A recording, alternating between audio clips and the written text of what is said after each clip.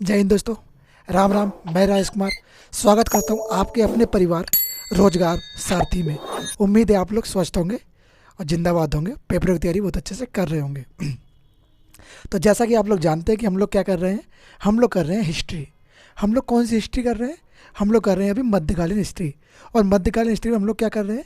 मध्यकालीन हिस्ट्री में हम लोग मुगल वंश को पढ़ रहे हैं। ओके, यहाँ तक हमारा क्लियर हो चुका था। क्लियर है तो लाइक करिए। ओके, ये बात हो चुकी है। अब हम लोग करेंगे क्या?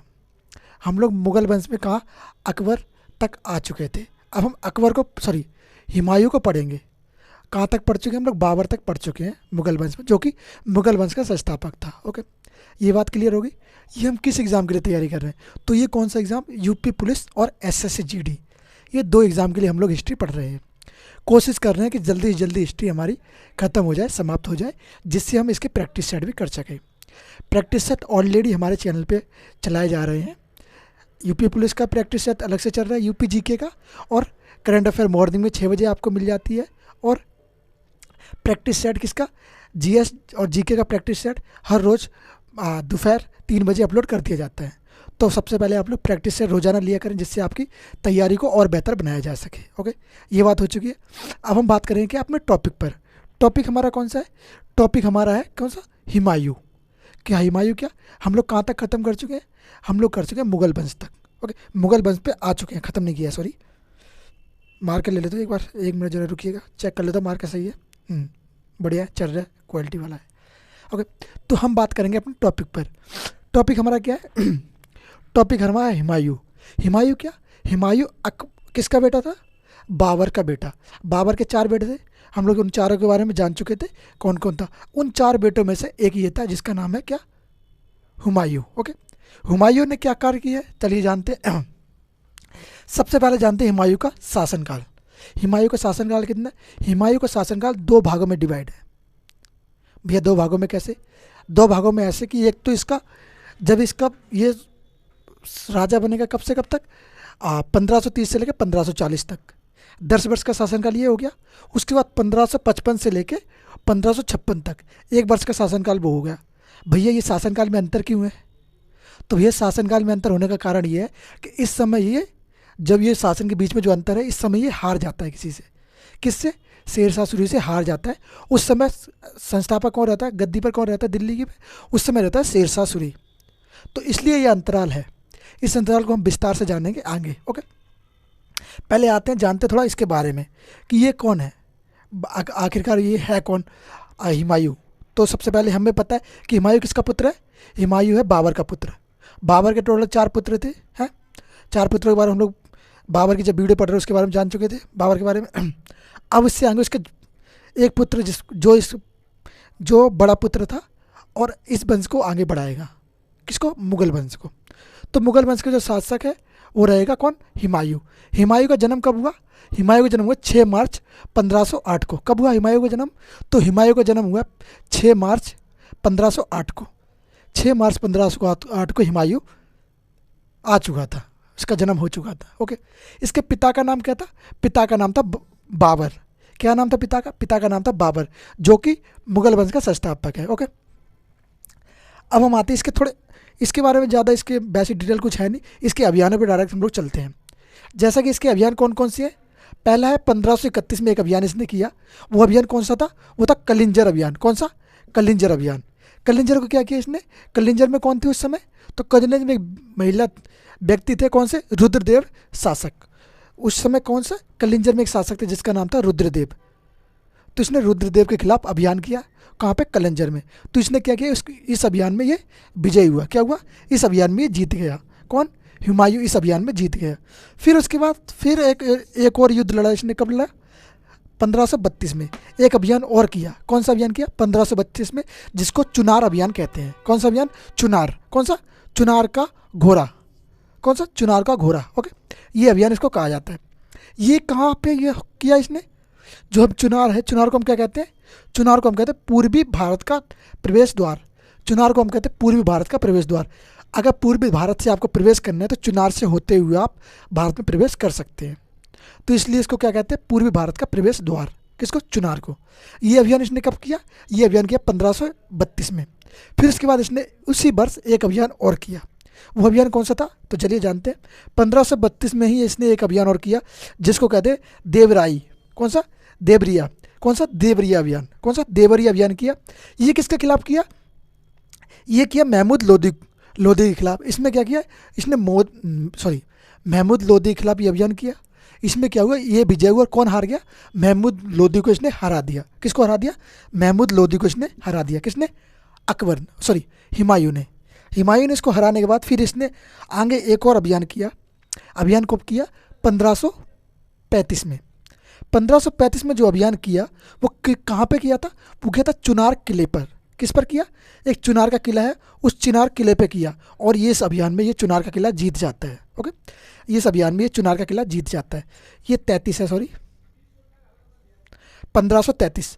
1533 में इसने क्या किया? 1533 में एक पुस्तकालय की स्थापना करवाई, दिनपनाह पुस्तकालय। कौन सी पुस्तकालय? दिनपनाह पुस्तकालय का निर्माण करवाया। कब करवाया? 1533 में।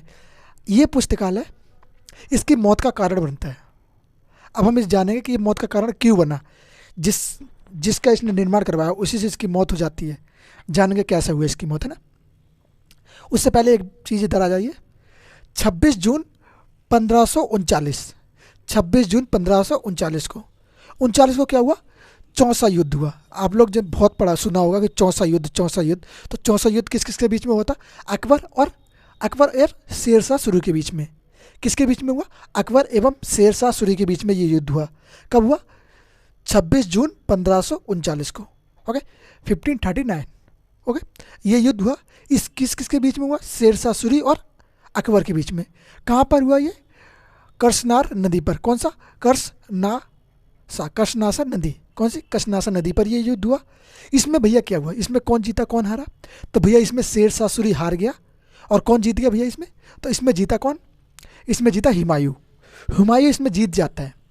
हुमायूं जीतने के बाद कुछ वर्षों बाद फिर एक युद्ध होता है। एक वर्ष बाद फिर से किसके बीच में युद्ध होता है? शेरशाह सूरी और हुमायूं के बीच में ही एक युद्ध होता है जिसे हम कन्नौज या फिर बिलग्राम का युद्ध कहते हैं। क्या कहते हैं? कन्नौज या फिर बिलग्राम का युद्ध। आपको याद रखना है कि इस युद्ध को हम कन्नौज का युद्ध कह सकते हैं या फिर बिलग्राम का युद्ध भी कह सकते हैं। इसमें कोई कन्फ्यूजन नहीं होनी चाहिए। आपको दोनों तरीके से याद होना चाहिए कि इसको हम किसी और नाम से जान सकते हैं। तो कन्नौज या फिर बिलग्राम का युद्ध कब हुआ? 1540 में। किस किस के बीच में हुआ ये युद्ध? तो ये युद्ध हुआ था किसके? शेरशाह सूरी और हुमायूं के बीच। ओके, इस कौन कौन था इसमें? तो शेरशाह सूरी और हुमायूं। इसमें क्या हुआ? शेरशाह सूरी का अन्य नाम क्या है? शेरशाह सूरी को हम फरीद नाम से भी जानते हैं। एक टॉपिक में अलग से शेरशाह सूरी का बना दूंगा, उसमें इसके बारे में बता दिया जाएगा। ओके, तो शेरशाह सूरी को हम क्या किस नाम से जानते हैं? इसको फरीद नाम से और जानते हैं। किसको? शेरशाह सूरी को। ये कब से कब तक? जब इस युद्ध में ये जीत जाता है। कौन जीत जाता है? शेरशाह सूरी जीत जाता है और हुमायूं हार जाता है। ये युद्ध हो रहा था तभी दोनों में बहुत लड़ाई हुई, बहुत बोलते हैं ना कि मारपीट कटकटाई हुई। तो इस युद्ध में कौन जीत गया? फिर इस युद्ध में बड़े ही कोशिशों के बाद जीत गया शेरशाह सूरी। इस युद्ध को जीत जाता है। जब शेरशाह सूरी इस युद्ध को जीत जाता है तो शासन का किसके हाथ में आ जाता है? शासन आ जाता है शेरशाह सूरी के हाथ में। शासन जब शेरशाह सूरी के हाथ में आ जाता है कब?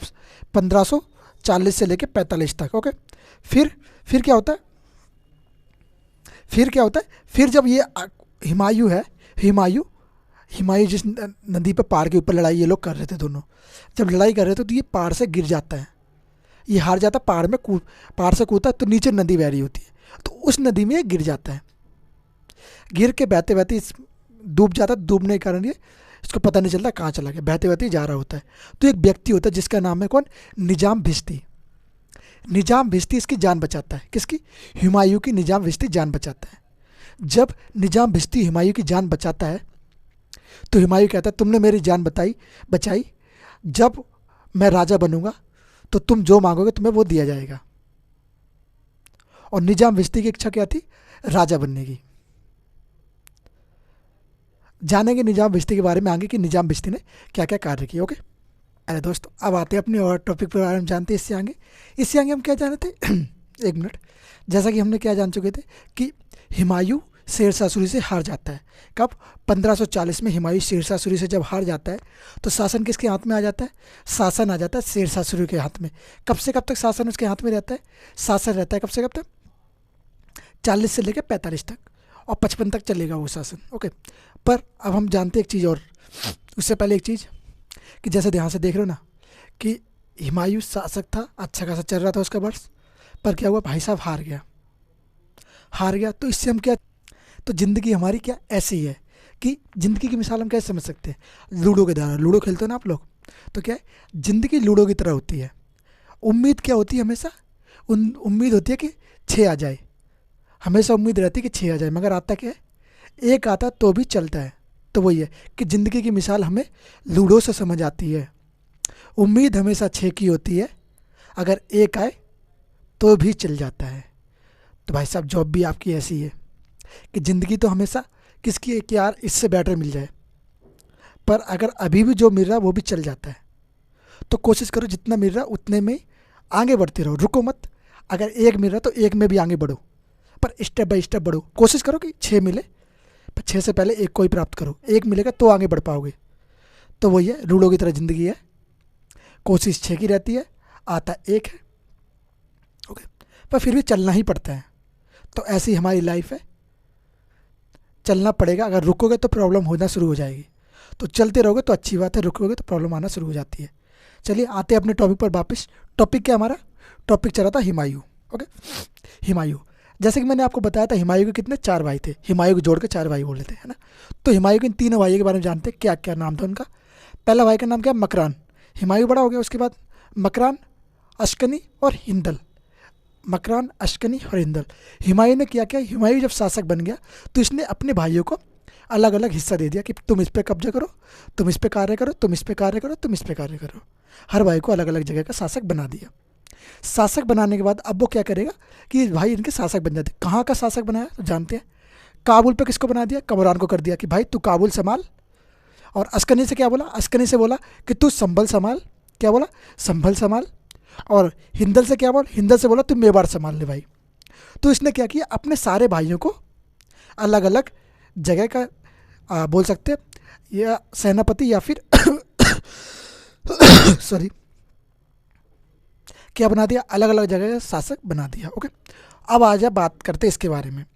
जैसे कि ये युद्ध हार चुका था 1540 के बाद। 1540 के बाद फिर इसे, जब मैंने बताया था कि वो नदी में गिर जाता है, नदी में तैरते तैरते जब आता है तो एक व्यक्ति जो होता है इसकी जान बचाता है। वो व्यक्ति कौन होता है? वो व्यक्ति होता है निजाम भिश्ती। निजाम भिश्ती जब इसकी जान बचाता है तो निजाम भिश्ती से अकबर हुमायूं क्या बात करता है? हुमायूं कहता है कि तुमने मेरी जान बचाई, अगर मुझे मौका मिला राजा बनने का तो तुम जो मांगोगे मैं तुम्हें वो दूंगा। तो ये कहता है कि, बोलता है कि तुम्हारी इच्छा क्या है? हुमायूं पूछा तुम्हारी इच्छा क्या है? तो बोलता है कि मुझे महाराज राजा बनना है, मुझे देखना है कि राजा कैसे होते हैं। तो ये जब आगे जाके जब ये राजा बनता है तो इसकी इच्छा को ये पूरा करता है। तो कैसे? कि जब ये, अब आ जाते फिर दान से, निजाम भिश्ती ने हुमायूं की जान बचाई। जान बचाई जब ये राजा बन गया, जब ये 1555 में ये दोबारा युद्ध करता है, जीत जाता है युद्ध। तो युद्ध जीतने के बाद क्या करता है? ये राजा बन जाता है। कौन? हुमायूं। हुमायूं जब राजा बन जाता है तो हुमायूं को अपना वादा याद आता है कि मैंने निजाम भिश्ती से एक वादा किया था कि मैं तुझे एक दिन का शासक बनाऊंगा। तो निजाम भिश्ती जब एक दिन का शासक बनता है तो वो क्या क्या कार्य करता है? कार्य कुछ नहीं, कार्य एक कार्य करता है। क्या करता है? वो एक सिक्का जारी करता है। सिक्का जारी करता है। वो सिक्का कौन सा होता है? वो सिक्का करता है चमड़े का सिक्का। कौन सा? चमड़े का सिक्का जारी करवाता है। अब आपको एक चीज़ याद रखनी है कि मुगल वंश में वो कौन व्यक्ति है जो कि मुगल वंश में वो कौन व्यक्ति है जो कि ना तो किसी वंश से संबंध रखता था, बड़े वंश से, और एक दिन का शासक भी बना वो। तो हमें याद रखना वो है निजाम भिश्ती। या कहें कि एक दिन का शासक कौन था मुगल वंश में, तो हम कहेंगे निजाम भिश्ती एक दिन का शासक बना था। और इसने कौन से सिक्के जारी करवाए? इसने चमड़े के सिक्के जारी करवाए। आपको ये चीज़ याद रखनी है। ओके, अब आ जाइए नीचे। अब आते हैं इसके बारे में, बात करते हैं हुमायूं के बारे में। जैसा कि क्या हुआ 1540 में हुमायूं फिर क्या हुआ? हारने के बाद निजाम भिश्ती ने इसकी जान बचा दी। जान बचाने के बाद ये क्या कर चला गया? 1540 में ये ईरान भाग गया। जान बचा के ही भागेगा, जाएगा तो नहीं। जाना और भागने में फ़र्क होता है। ओके, तो ये भाग गया। कहाँ भाग गया? ईरान भाग गया। ईरान भाग गया। ईरान से ये क्या, ईरान में जब गया तो ईरान में जाने के बाद इसने क्या किया, 1541 में क्या किया, हमीदा बानो बेगम से शादी कर ली। भागते ही भागते इसने क्या कर ली, शादी। ऐसे नहीं कि भागते भागते दौड़ लगाए, नहीं। कहने का मतलब ये कि एक जगह रुका, किसी घर पे ठहरा, वहाँ पे इसको हमीदा बानो पसंद आई। इसने कहा चलो मैं इससे शादी कर लेता हूँ। तो इसकी हमीदा बानो से शादी हो जाती है। हमीदा बानो फिर क्या कहलाएगी, इसकी पत्नी कहलाएगी। ओके, तो क्या हुआ, हमीदा बानो से इसकी शादी हो जाती है। हमीदा बानो से जब शादी हो जाती है तो शादी के कुछ वर्ष बाद, बोले तो एक वर्ष बाद इसका एक बेटा पैदा होता है, जिस बेटे को हम किस नाम से जानते हैं, जिसको हम जानते हैं अकबर के नाम से। किस नाम से हम जानेंगे, हम जानेंगे अकबर के नाम से, कि अकबर एक महान शासक था जिसने हिंदुओं के लिए काम किया, ऐसा कहा जाता है। ओके, तो हम किसके बारे में, जब ये भागते भागते इन्होंने शादी कर ली तो हम एक चीज़ और जानते हैं कि अकबर का जन्म कैसे हुआ है।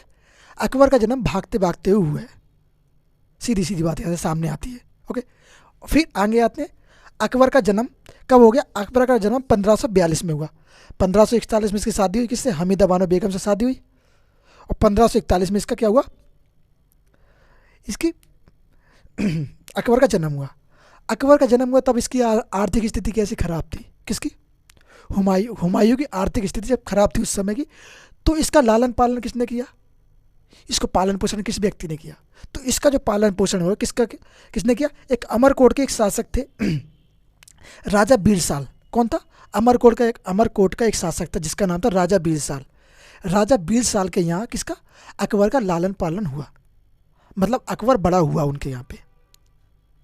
क्योंकि ये तो इसने तो अकबर को जन्म, जब इसका अकबर का बेटा हो गया तो अकबर को बेटे होने के कुछ वर्ष बाद इसने अकबर को ढंग से देखा ही नहीं। बोला कि भाई मैं तो बिजी रह पाऊंगा, तो तुम इनके पास रहो, ये तुम्हारी शिक्षा आगे देंगे। और ये भाई साहब अपना जो इसका राजपाट खो चुका था उसको वापस लेने की तैयारी में लग गया। इसने कहा कि मेरा राजपाट जो चला गया वो उसको वापस लूँगा। तो फिर इसने अपना युद्ध लड़ने की तैयारी बनाई, पूरी योजना बनाई कि कैसे कैसे मुझे युद्ध लड़ना है, किस किस के साथ रह के युद्ध लड़ना है। तो इसने पूरी एक रणनीति तैयार करी। जब ये रणनीति तैयार कर लेता है तो क्या 1545 में ईरान के शासक के साथ मिलके, ईरान के शासक कौन कौन थे, ईरान के शासक की मदद से कांधार एवं काबुल को कब्जा किया। सबसे पहले इसने क्या किया कि ईरान के शासक की मदद से क्या किया, कांधार एवं काबुल को अपने कब्जे में लिया। जब कांधार एवं काबुल को जीतने के बाद तब इसके अंदर एक थोड़ी उत्साह बढ़ गई कि हाँ मैं अब जीत सकता हूँ। अपने अंदर एक इसने अलग ही ऊर्जा प्राप्त करी कि मैं जीत सकता हूँ, अपने अंदर उत्साह प्राप्त करा। फिर इसने क्या किया, फिर ये आगे बढ़ा। जिसे हम किसी सूर्यवंश के बारे में बात कर रहे थे, तो सूर्यवंश को हम क्या कहते हैं, सूर्यवंश को हम सेकंड अफगान वंश कहते हैं। क्या कहते हैं, सूर्यवंश को हम सेकंड अफगान वंश कहते हैं। ओके, सूर्यवंश को सेकंड अफगान वंश कहते हैं। अब आइए नीचे क्या है, 1555 में एक युद्ध होता है जिसे हम सरहिंद के युद्ध के नाम से जानते हैं, सरहिंद का युद्ध। ओके, ये युद्ध आप लोगों को दिमाग में बिठा लेना है क्योंकि ये युद्ध बड़ा ही महत्वपूर्ण है, पेपर में बहुत बार पूछा गया ये युद्ध। ओके, कौन सा, सरहिंद का युद्ध। सरहिंद का युद्ध किसके बीच में हुआ, अकबर और शेरशाह सूरी के बीच में। अकबर और शेरशाह सूरी के बीच में जब युद्ध हुआ तो इसमें कौन जीत गया, इसमें जीत गया, सॉरी अकबर बोल रहा हूँ, सॉरी, हुमायूं के बीच में, हुमायूं और शेरशाह सूरी के बीच में जब युद्ध हुआ तो इसमें कौन जीत गया, हुमायूं जीत गया। ये जब युद्ध हो रहा था तो युद्ध में हुमायूं के साथ कौन व्यक्ति था, तो हुमायूं के साथ जो दो शासक थे वो कौन थे, एक तो बैराम खां, एक तो ईरान शाह। कौन, दो व्यक्ति शामिल थे इसके साथ में, बैराम खां और ईरान शाह। अब हम बैराम खां के बारे में आगे जानेंगे जब ये अकबर का संरक्षक होता है, कि अकबर का संरक्षक इसका पिताजी जो है हुमायूं, अकबर का संरक्षक इसको बना के जाता है कि ये जब तक अपना शासन संभालने लायक नहीं हो जाए तब तक तुम इसका संरक्षण करोगे। तो ये इसका संरक्षण बन जाता है अकबर का। वो हम जब अकबर के बारे में पढ़ेंगे तब जानेंगे। ओके, फिर क्या हुआ, 1556 में इसका शासनकाल, इसको मिल गया, राजपाट मिल गया, फिर ये राजा बन गया। अच्छा खासा शासनकाल चल रहा था, खूब अच्छे से मजे कर रहा था। एक दिन क्या हुआ, एक दिन ये जिसने, मैंने बताया था कि पुस्तकालय का निर्माण करवाया था इसने, जिस पुस्तकालय का इसने निर्माण करवाया था, किसका, दिन पन्हा पुस्तकालय। दिन पन्हा पुस्तकालय में एक दिन जाता ही है, तो जाते जाते ऊंची होती है, तो जब सीढ़ी पे चढ़ रहा था तो सीढ़ी पे चढ़ते समय ये लुढ़क के मौत हो जाती है इसकी। सीढ़ी से चढ़ते लुढ़क कर गिर जाता है और मौत हो जाती है। भैया आप कहोगे सीढ़ी से चढ़ के गिर के कैसे मौत होगी? होता है भाई, सीढ़ी से चढ़ के भी गिर जाते हैं लोग, कभी कभी तो खड़े खड़े गिर जाते हैं, खड़े खड़े मर जाते हैं। ऐसी मौत का कोई भरोसा नहीं कब आ जाए। खैर बहरहाल वो बात अलग है, हम तो अपने टॉपिक की बात करेंगे। टॉपिक क्या है? 1556 में दीन पनाह से लुढ़क कर इसकी मौत हो जाती है। क्या हो जाता है? 1556 में दीन पनाह पुस्तकालय से गिरकर इसकी जब मौत हो जाती है, मौत होने के बाद इसकी एक बहन होती है। बहन का नाम क्या है? बहन का नाम है गुलबदन बेगम। गुलबदन बेगम जो इसकी बहन होती है, इसके ऊपर एक पुस्तक लिखती है। क्या लिखती है? हुमायूं नामा। आगे जानते क्या लिखा, कैसे लिखा। आइए मेरे मित्रों और मेरे भाइयों, गुड़िया आ जाओ, वापिस आ जाओ गुड़िया अपने टॉपिक पर। टॉपिक क्या हम बात कर रहे हैं? हम लोग कर रहे हैं हुमायूं के बारे में बात है। तो हुमायूं की जब मृत्यु हो जाती है, तो हम लोग हुमायूं मृत्यु तक जान चुके थे कि हुमायूं मृत्यु कब होगी? 1556 में हुमायूं की मौत हो जाती है। किससे? दीन पनाह पुस्तकालय से गिरकर, या बोले लुढ़क कर मौत हो जाती है। ओके, जब इसकी लुढ़क कर मौत हो गई, लुढ़कने के बाद क्या हुआ? इसकी एक बहन थी जिसका नाम था गुलबदन बेगम। क्या थी इसकी बहन? क्या थी इसकी? एक बहन थी जिसका नाम था गुलबदन बेगम। गुलबदन बेगम ने इसके ऊपर एक पुस्तक लिखी है। उस पुस्तक का नाम क्या है? पुस्तक का नाम है हुमायूं नामा। क्या लिखी है? हुमायूं नामा। हुमायूं नामा पुस्तक के लेखक या लेखिका कौन है? तो हम बोलेंगे हुमायूं नामा पुस्तक की लेखिका है गुलबदन बेगम। पेपर में प्रश्न बहुत बार आता है, दिमाग में बिठा के रख लेना। ओके, फिर एक व्यक्ति आए जिसने क्या, इसने इसका जीवन क्या कहा? लड़खड़ाता जीवन कहा। किसने कहा ये? लेन पुल ने। एक व्यक्ति था जिसका नाम था लेन पुल। ये एक अंग्रेजी व्यक्ति था। लेन पुल ने क्या कहा? अकबर का जीवन कैसा है, हुमायूं का जीवन कैसा है? लड़खड़ाता जीवन है। अकबर बार बार दिमाग में बैठ रहा है, गलती से बार बार अकबर ही आया जा रहा है। अकबर तो इसका पुत्र है यार। चलो किस बात की बात कर रहे हैं? लेन पुल ने क्या कहा? लेन पुल ने कहा कि हुमायूं का जीवन कैसा है? हुमायूं का जीवन लड़खड़ाता जीवन कहा। लड़खड़ाता जीवन भैया क्यों कहा इसने? क्योंकि हम लोगों ने अभी तक जितना पढ़ा है, आप लोगों ने इससे क्या समझा? उससे आप लोगों ने एक चीज़ जरूर समझी होगी कि जब पिता की मौत हो जाती है, भाई साहब राजा बनता है। राजा बनने के बाद क्या होता है? शासन चलता है। उसके कुछ बार बाद इसको युद्ध करने पड़ते हैं। युद्ध करने के बाद 1540 में शेरशाह सूरी से युद्ध होता है। जब 1540 में शेरशाह सूरी से युद्ध होता है, युद्ध में ये हार जाता है। युद्ध में हार जाता है तो फिर नदी में गिर के इसका बहता रहता है। नदी में गिर के जब बह रहा था तो निजाम बिस्ती ने इसकी जान बचाई। जान बचाने के बाद फिर ये राजा बना। जान बचाने के बाद फिर ये भाग गया कहाँ? ईरान। जब ये भाग जाता है, ईरान भाग गया, फिर इसके बाद इसने ईरान में जाके कुछ युद्ध लड़े, जैसे काबुल पे युद्ध लड़ा। ओके, तो इनको अपने में कब्जे में लिया, फिर ये शासक बना। तो इसका जीवन देख रहे कैसे उलट पुलट ऊंच नीच जीवन है। राजा था, फिर राजा नहीं बना, फिर राजा था, फिर राजा बना, फिर चलते चलते इसने क्या किया? शादी करी। मतलब लड़खड़ाते जीवन के बीच में ही इसने शादी करी। लड़खड़ाते जीवन के बीच में ही अकबर का जन्म हुआ। ओके, तो इसका जीवन इसलिए इसने लड़खड़ाता जीवन कहा है। एक व्यक्ति का जीवन कैसे होता है? अभी तो नॉर्मली सबका जीवन, जब विद्यार्थी उनका जीवन लड़खड़ाता जीवन है मेरे मानने से। क्योंकि विद्यार्थी का लड़खड़ाता जीवन कैसे है? आप लोग तैयारी करते हैं, पढ़ते हैं, बहुत अच्छे से पढ़ते हैं, और जब एग्ज़ाम दे के आते हैं तो आपको पता चलता है कि आपके एग्ज़ाम में सिर्फ 1 नंबर से फेल हो गए। कितना दुख होता है उस समय कि बस वो 1 नंबर आ जाता। तो कोशिश करो कि वो 1 नंबर ना छूटे और पढ़ाई में लगे रहो। आपका जीवन लड़खड़ाता है, लड़खड़ाता ना रहे, इसके लिए आपको ही मेहनत करनी पड़ेगी। कोई दूसरा करेगा नहीं आके। ना कोई जड़ी बूटी मिल जाएगी जिससे आप करके पास हो जाओगे फिर निकल जाओगे, जॉब मिल जाएगी, ऐसा कुछ नहीं है। आज का जीवन है कंपटीशन का जीवन। यहाँ पे जितनी ज़्यादा मेहनत आप उतने ज़्यादा आएंगे।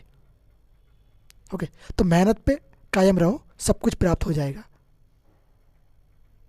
चलिए आते हैं टॉपिक पर। टॉपिक हम बात कर रहे थे किसके बारे में? हुमायूं के बारे में। तो इसने लेनपुर ने क्या किया? लड़खड़ाता जीवन इसका कहा है। ओके, फिर क्या हुआ? जो ये क्या ना, जो हुमायूं था, हुमायूं एक चीज़ को बहुत मानता था। किसको? ज्योतिष को वो बहुत मानता था। ज्योतिष को मानने का कारण क्या था? ये ज्योतिष पे विश्वास करता है। अगर ज्योतिष पे रहेंगे तो मेरे साथ ये गलत नहीं होगा, मेरे साथ वो गलत नहीं होगा। ज्योतिष में ये तो होता है कि आप मानते हो कि नहीं यार, आज ज्योतिष में ये कहा है कि काला कपड़ा हाथ में या जेब में रख के चलना, या काले कपड़ा पहनना। विश्वास कर लिया ज्योतिष पे बस। तो ये होता है ज्योतिष। ओके, तो ये क्या करता है, ज्योतिष को बहुत मानता था।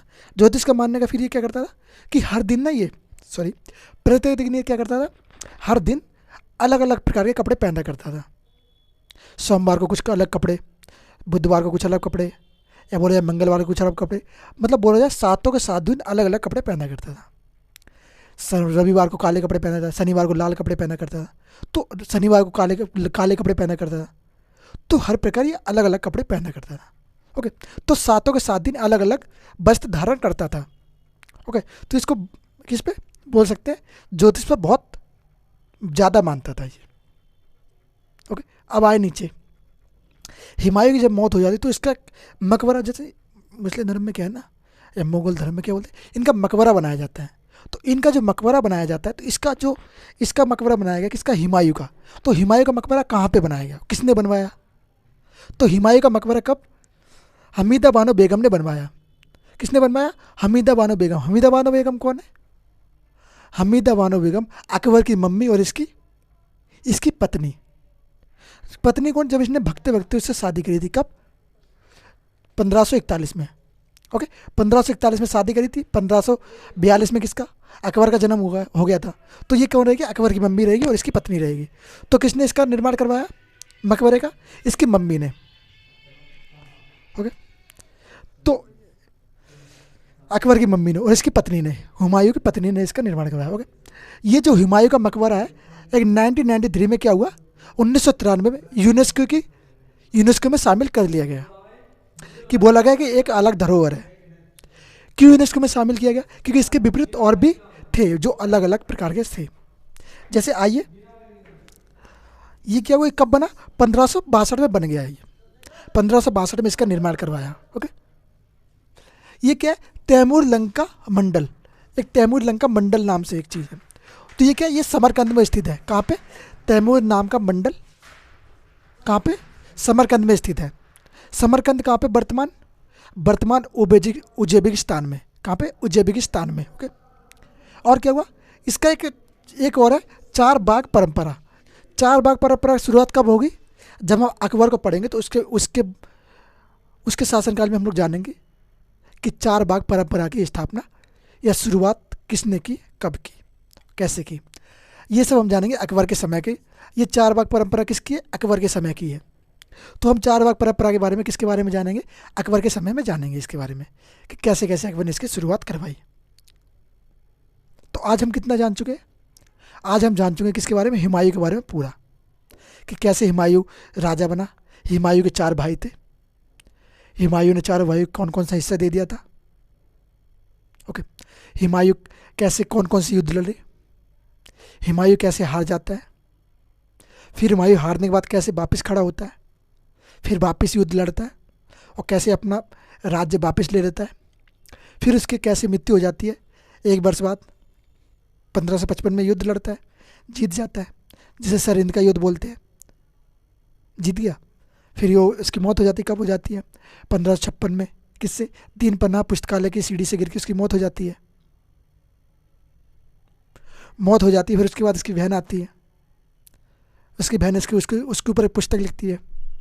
उस पुस्तक का नाम क्या था? हुमायूं नामा। तो ये हमने सारा रिवाइज कर लिया 2 मिनट में। ओके, तो अब हम क्या करेंगे, ये तो हमारा टॉपिक हुमायूं नामा खत्म हो चुका। हुमायूं का एक पुत्र थे जिसका नाम था अकबर, जो हमने उसके बारे में भी बात करी थी। हुमायूं का जो पुत्र है अकबर, अब हम अकबर के बारे में जानेंगे। ओके, तो अकबर कैसे शासक बना, कैसे छोटी उम्र में उसको शासक बनाया गया। ज़्यादा नहीं, 14 वर्ष की उम्र में उसको शासक बना दिया गया था। सोचो, 14 वर्ष के बच्चे को शासक बना दिया गया। बच्चा ही होता है भाई साहब 14 वर्ष की उम्र का, कौन सा बड़ा होता है? तो फिर 14 वर्ष की उम्र के बच्चे को शासक बना दिया गया। तो ये सब चीज़ जानेंगे हम अकबर के बारे में जब अकबर को पढ़ेंगे। तो ये वाला टॉपिक यहीं तक था, समाप्त हो चुका है यहाँ पे। इसको आप लोग अच्छे से पढ़िए, लाइक शेयर कमेंट जरूर करिए, बताइए कि आपको टॉपिक कैसा लगा। अच्छा लगा तो बताइए, बुरा लगा तो बताइए। ओके, मिलते हैं नेक्स्ट वीडियो में इस उम्मीद के साथ। जय हिंद, जय भारत।